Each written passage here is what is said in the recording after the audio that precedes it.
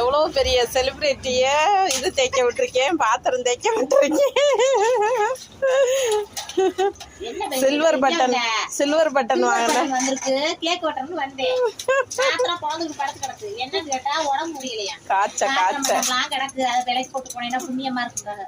சரி விடுங்க, நம்ம நாத்தனா தானே, நம்ம நாத்தனாவுக்கு தானே வாக்குறது. உட்காந்து விளக்க ஆரம்பிச்சு எவ்வளவு பெரிய செலிபிரிட்டி இருந்தாலும் பெரிய செலிபிரிட்டியை விளக்க போட்டு பகுதி விட்டுருக்கேன். இருந்தாலும் பெரிய லைவ் போடுற செலிபிரிட்டி, பெரிய செலிபிரிட்டியே இப்படி விளக்க போட்டேனே, அதே கொஞ்சம் ஃபீலிங்காக இருந்துச்சு. அதோட சரின்னு இந்த வீடியோ எடுப்போமே எடுத்து மக்களுக்கெல்லாம் ஷேர் பண்ணுவோம்.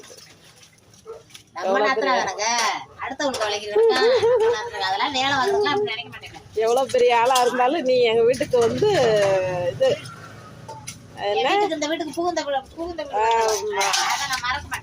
அதனால பார்த்துதான் தீரணும். நான் சொல்றத கேட்டுதான் தீரணும்.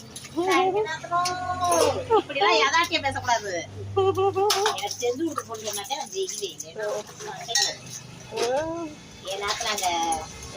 உடம்புல நான் தானே வரணும்.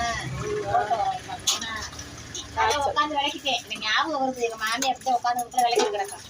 நான் அந்த வீட்டை விட்டு போய் 10 வருஷத்துக்கு மேல ஆகுது.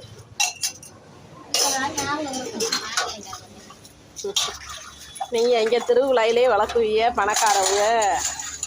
நாங்க இங்க இன்னும் பழைய காலத்து மெத்தட் கீழே உட்காந்தே வளர்க்குவோம்.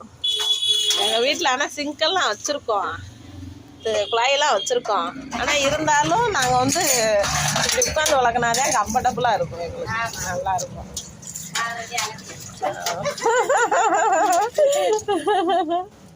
ஐயோ